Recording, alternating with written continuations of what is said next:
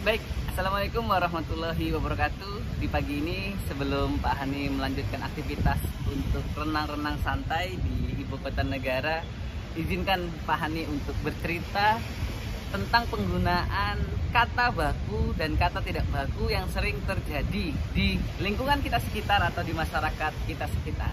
Nah, pada pagi hari ini kebetulan Pak Hani berkesempatan menggunakan jersey atau pakaian kostum tim sepak bola Inggris, ya, Inggris.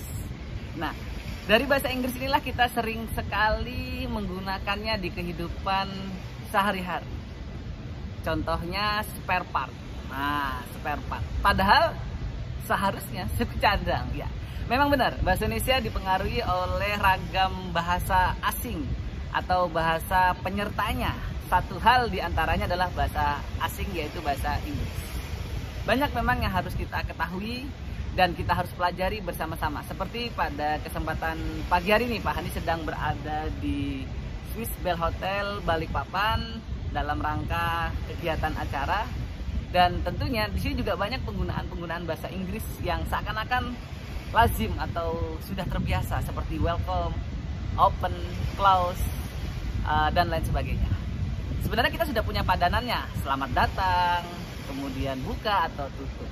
Tapi karena keterbiasaan itulah, jadi seakan-akan bahasa itu bahasa yang sudah familiar di dalam kehidupan sehari-hari. Misal Bapak kasih contoh kata modern. Modern sejatinya adalah bahasa asing dalam bahasa Inggris dan telah diadaptasi menjadi modern. Sama penulisannya baik pelafalannya. Nah, di sisi lain seperti kata film itu juga sama, seperti adaptasi, sama persis, namun ada yang berbeda. Yang berbeda inilah yang sering kali kita salah atau tidak sesuai, seperti sistem. Adaptasinya dari bahasa Inggris yaitu system. System yang benar harusnya kalau versi bahasa Indonesia adalah sistem, bukan sistem. Kemudian standarisasi. Standarisasi juga bisa dikatakan itu salah. Kenapa? Karena sejatinya yang benar adalah standardisasi. Adaptasi dari bahasa asing yaitu standardization. Isatiannya yang dihapus menjadi akhiran isasi. Perpanjangan dari akhiran-akhiran isme, isasi, dan itas. Seperti itu kurang lebih. Ada lagi adaptasi lainnya yaitu banyak memang. Selain tadi adopsi, ya, adopsi yang seperti film itu adopsi, kemudian modern itu adopsi karena sama persis, skor itu sama persis. Tapi kalau yang adaptasi ya seperti tadi, system menjadi sistem, standardization menjadi standardisasi. Kemudian apa lagi? Komputer pakai C sekarang menjadi komputer. Nah, seperti itulah yang seharusnya kita sampaikan di masyarakat. Namun di awal tadi Pak Hani sempat mengatakan kata spare part. Lalu spare part ini kenapa menjadi suku cadang? Nah, inilah terjemahan atau menyesuaikan kultur yang ada di negara kita. Spare part identik dengan suku cadang. Landing, take off, bahasa-bahasa yang sering disampaikan oleh anak-anak muda-muda atau mudi-mudi saat hari ini. Mereka bahkan ada bahasa-bahasa slang seperti literally, jujurly, sabi. Nah, ini mengubah paradigma. Bahasa-bahasa itu seakan-akan sekarang menabrak ya. Ya, kita pernah dengar waktu itu ada kata mensukseskan.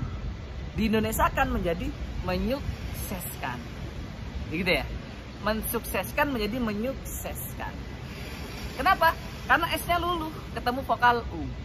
Tapi berbeda dengan kata mensyukuri menjadi tetap mensyukuri, bukan menyukuri. Nah, di lain lagi masih banyak sebenarnya seperti kata mentertibkan menjadi menertibkan, mentelaah menjadi menelaah, mentipu mungkin menipu, dan kata-kata lainnya.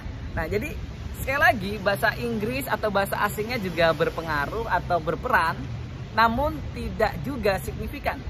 Karena ada masih bahasa Arab, bahasa Tiongkok atau Cina, Mandarin, ada bahasa Belanda yang memang benar-benar memengaruhi kasanah budaya bahasa yang ada di Indonesia. Satu contoh real, kita sering terbiasa menuliskannya dan melafalkan dengan kata mempengaruhi.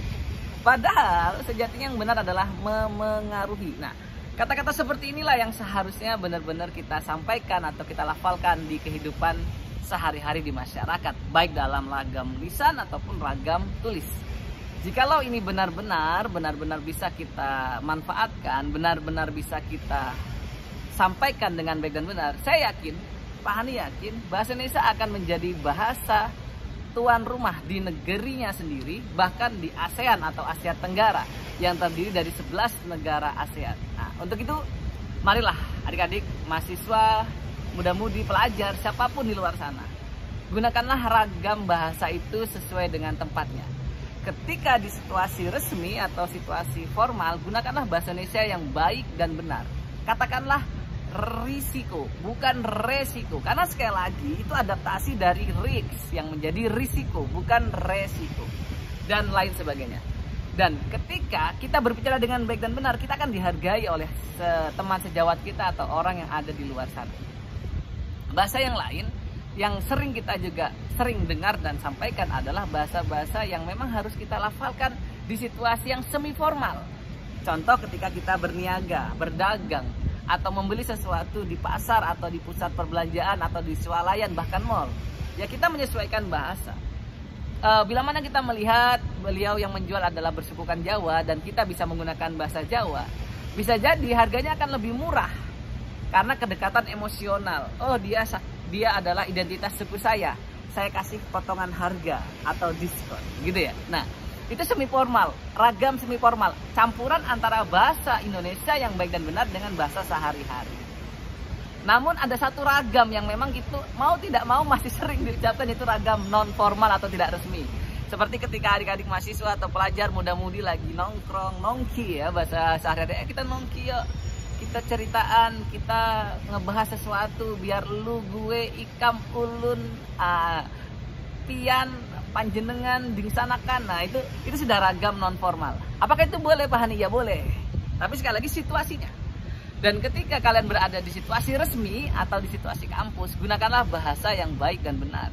Bahasa yang baku, bahasa yang sesuai dengan kaidah penulisannya menurut Kamus Besar Bahasa Indonesia. Baik ragam tulis ataupun ragam lisan. Nah, namun di luar tadi, di ragam semi formal dan ragam non formal, Bapak persilahkan. Namun, seyogyanya kita menggunakan bahasa yang baku, yang baik dan benar. Hal ini menjadi identitas. Bahwa kita adalah bangsa yang besar, bangsa yang mampu tumbuh dengan kebehenikaannya, keglobalannya, tapi tidak melupakan identitas. Dalam Sumpah Pemuda, kita berbahasa satu, bahasa persatuan, bahasa Indonesia, dan pada Undang-Undang Dasar 1945 pasal 36 bahasa negara adalah bahasa Indonesia. Itu. Baik, mungkin ini aja yang bisa Bapak sampaikan di pagi ini. Bapak mau coba melemaskan lagi, mau coba berenang. Selamat menikmati libur akhir tahun. 2022 adalah hari atau tahun yang spesial. Kita nantikan spesial berikutnya di tahun 2023. Tetap sehat, tetap semangat, tetap belajar. Jangan lupa gunakanlah bahasa Indonesia yang baik dan benar.